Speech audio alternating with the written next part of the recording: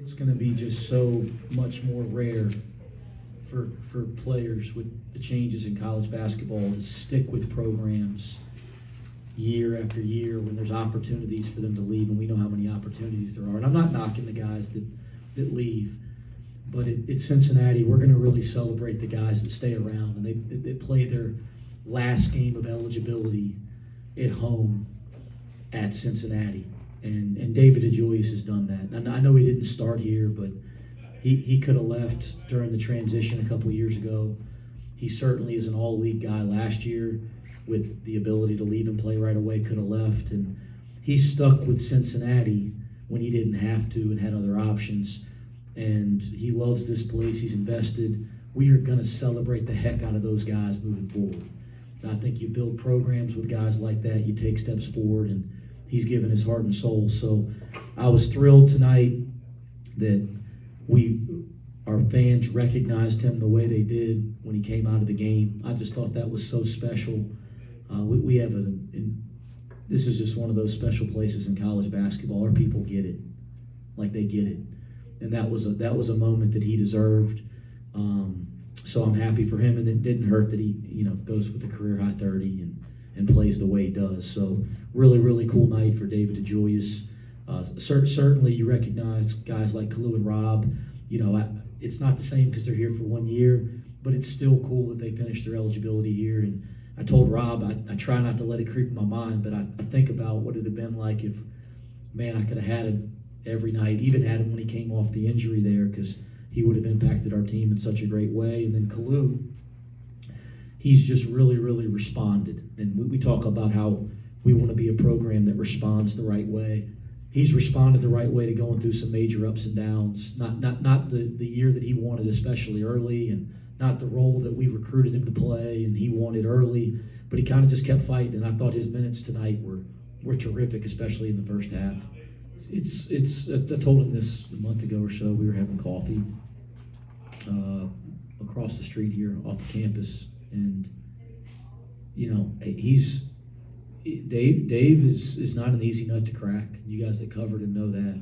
I mean, it's been a lot of work trying to build a real, genuine relationship. He doesn't let everybody in, and trying to earn his trust. It's taken a lot of time, and it's made me a much better coach and a much better communicator. And I'm not saying that in a negative way. I told him, I said, I really appreciate you've made me a better coach, because it ain't been easy every day. And so I value him in so many ways beyond just who he is on the court. He's pretty damn good on the court.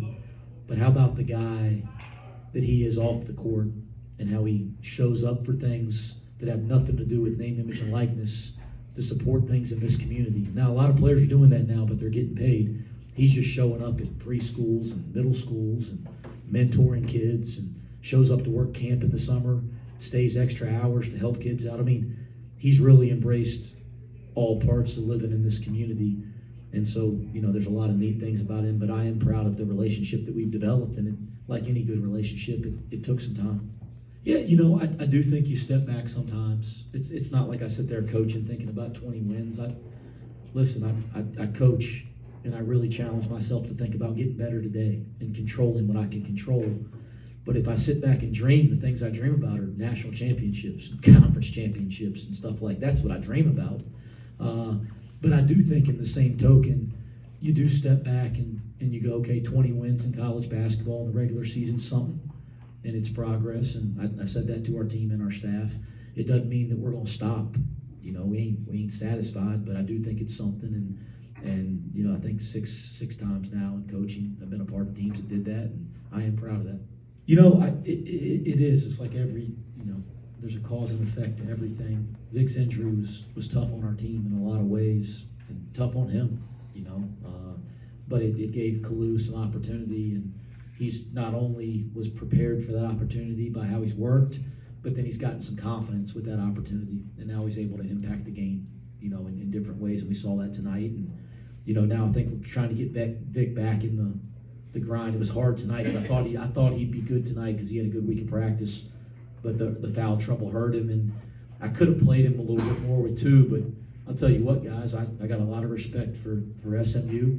going through the scouting, now playing them twice, and I wanted to make sure if we needed Vic down the stretch that he was, we had him available. Yeah, honestly, it's really all we talked about from about the whole game.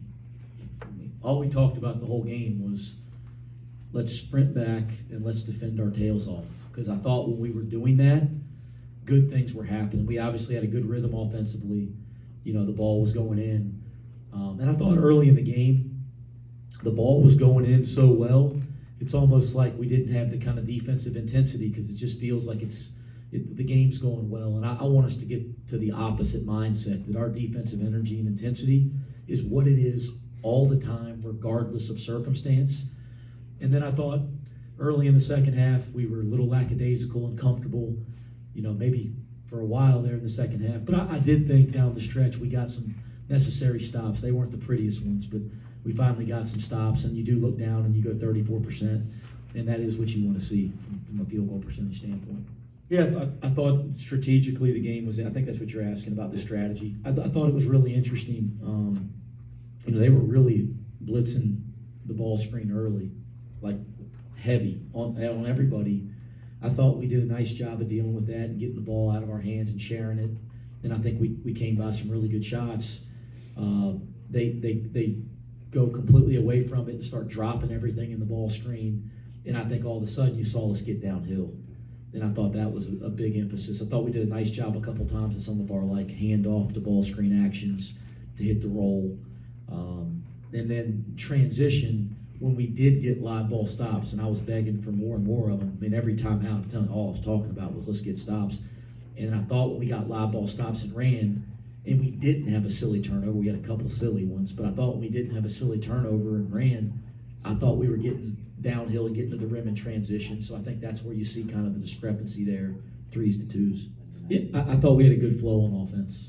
Again, you as a coach, the turnovers always jump out to you more than the assists, just the way your brain works, because you just cringe every time you see one. And I'm still got the one where Dave just flings it across the court lackadaisically to start the second half, and Landers is trying to maybe do a little too much in the open floor versus sharing it. Like, those are the ones that you go, come on.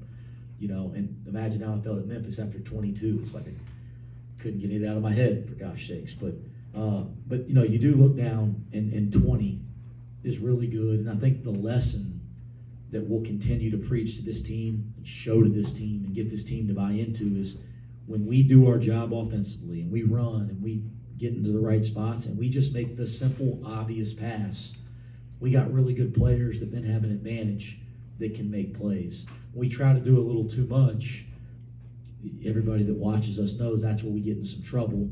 And I thought we did a good job tonight for the most part of just making the simple play and letting the ball find the right guy. Yeah, well, I do think you got to take advantage of opportunities. And somebody asked me in my press conference, do you like a week off or more? I don't get into it. Is what it is. Whatever's in front of you, take advantage of it. I thought our guys did a nice job of taking care of themselves, their bodies, and getting to work this week. We're going to have to do the same thing coming up this week to get ready for the conference tournament. I also think Dan Skillings is taking a step as a player. I know he doesn't have a great line tonight, but the confidence to be able to have him in the game more and longer and later in the game, it allows us to get more rest for those other guys on the perimeter. And I think that's going to make us look a little fresher down the stretch of games too. So I thought, his development has impacted our team, even if you don't look down and go, what a night from Dan Skillings. And then we talked about the front court depth. I think the more depth you have, the fresher you're going to look throughout a 40-minute game. It's always a big key just to make the right play and be strong with the ball. And everybody in this league has length and athleticism and guys that can get after it. We didn't spend a ton of time talking about Phelps in that way. We spent a ton of time with Phelps talking about he's really damn good. Let's make everything tough. Because you look down, he gets 17? He gets 17, but you know he's going to get some. You want to see the 3 turnovers. You want to see the 6 for 15 because you can't keep him all the way down. You saw tonight, he makes some plays, right? He's a good player. That's what we spent the most time with Phelps talking about.